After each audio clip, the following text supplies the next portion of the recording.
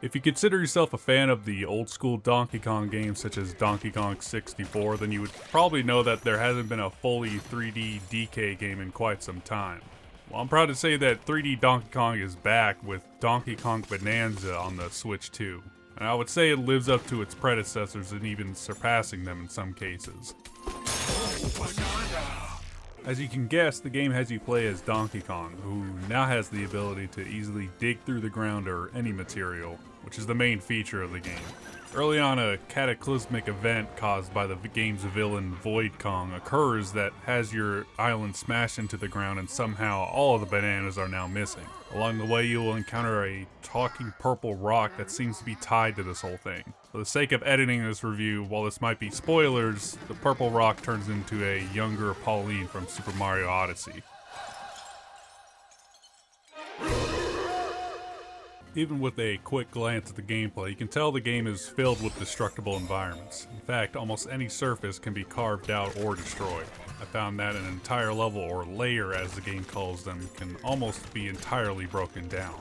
It seems the only destruction that is not allowed is the ground the NPCs walk on or routes you must go to complete the main story. While I did not encounter this, I would not be surprised if someone destroyed a level so much that they couldn't get any of the bananas or just simply lost their way digging a seemingly never-ending hole. So while you can dig as much as you want, you may only want to dig and destroy on your way to objectives or collectibles. The game's namesake, Bananza, comes from the abilities you would gain throughout the game that transform you into several large animals with differing abilities. You learn these from DJing elders scattered along the way who use DK's ape drumming ability and Pauline's singing talent to bring these powers out. First one you get is a caked up large Donkey Kong who can punch through certain hard surfaces. The other power-ups you get are a zebra, ostrich, snake, and elephant, each with their own distinct power for each occasion.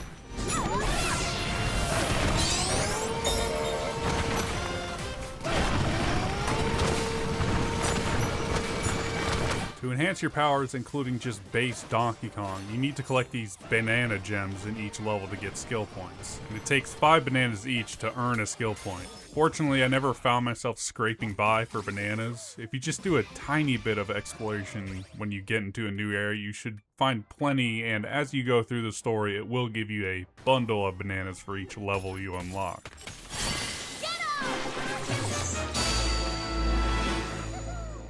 As you can imagine, some skills are better than others in the tech tree. Immediately I leveled up DK's ability to pat the ground, which sends out this radar pulse that finds bananas and other collectibles that are near you. The other ones I think are essential are the extension of the Bananza meter, increase in health, and DK's digging ability. In later levels, the ground will be much harder to dig through. You can also upgrade the abilities of the animals as well, although I never found my progress to be impeded by not having their abilities ranked up. Apart from the elephant, which out of all the animals, the elephant power-up is insanely good.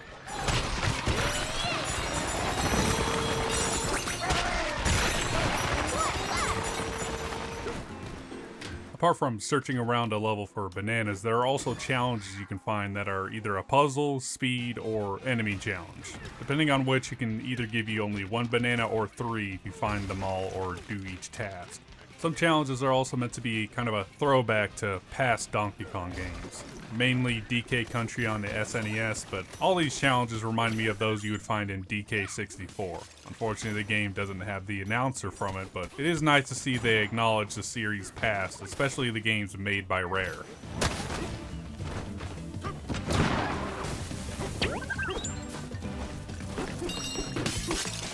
The one thing they did not bring over from Rare, and is something a couple of my friends would kill me if I didn't mention, is Donkey Kong's redesign.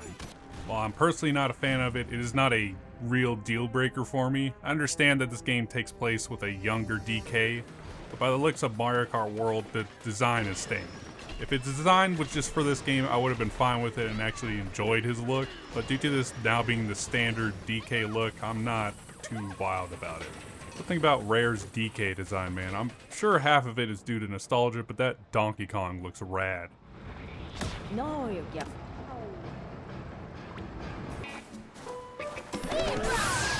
Apart from the redesign, the game looks absolutely gorgeous. If you're playing on a display that supports HDR, the colors just pop throughout the game.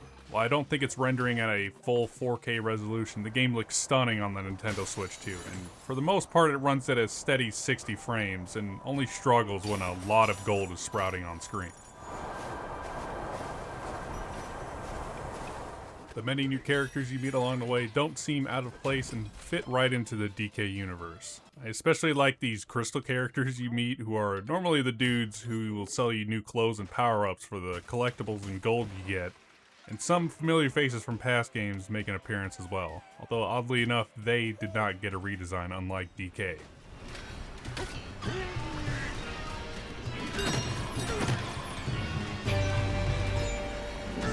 The music is also just fantastic. Each level has a different theme that fits perfectly with each biome you visit. There are also tunes playing when transformed as well, and they never seem to get old, and are different for each animal as well.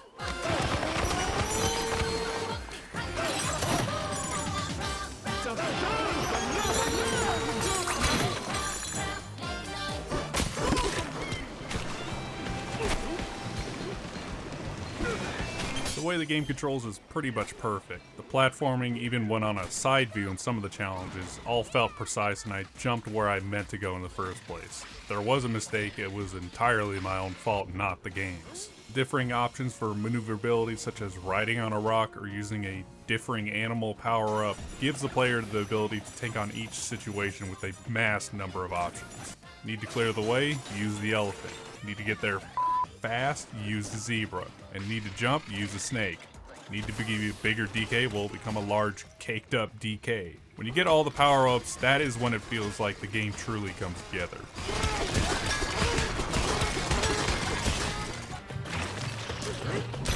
Many of the enemies you encounter usually have some sort of mechanic to them as well. The most common one you'll see is the golden skeleton dude covered in terrain that most often just requires a couple punches, but many in later levels require some amount of thought to defeat them. With enemies, there are also numerous boss battles, and these, apart from the final boss, are an absolute cakewalk. I understand this is meant to be a kid's game, but I think a kid could easily beat these bosses. If you even consider yourself just okay at platformers, you should have no problem breezing through these bosses. In fact, some of these boss battles didn't even last a minute, they were so easy.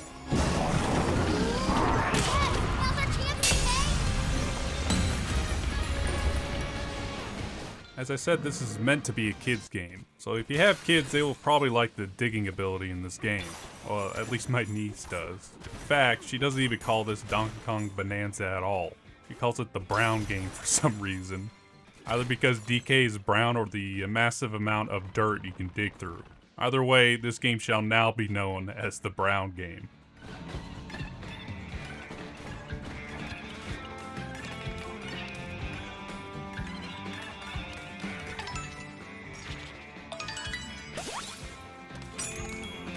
While the game is not super long, it's not short either. Even after you complete the game, there's still some other stuff to do, and if you are a completionist, there is a crap ton to collect. The time I did put into this game, I thoroughly enjoyed. Although I don't think it is a system seller, Donkey Kong Bananza, or the Brown Game, is a nice platforming adventure that has left me wanting more. So if you find yourself purchasing a Switch 2, I would recommend DK Bananza as one of the games to get with your console. While I don't think it does anything new for the platforming genre, it is an excellent entry into the Donkey Kong franchise.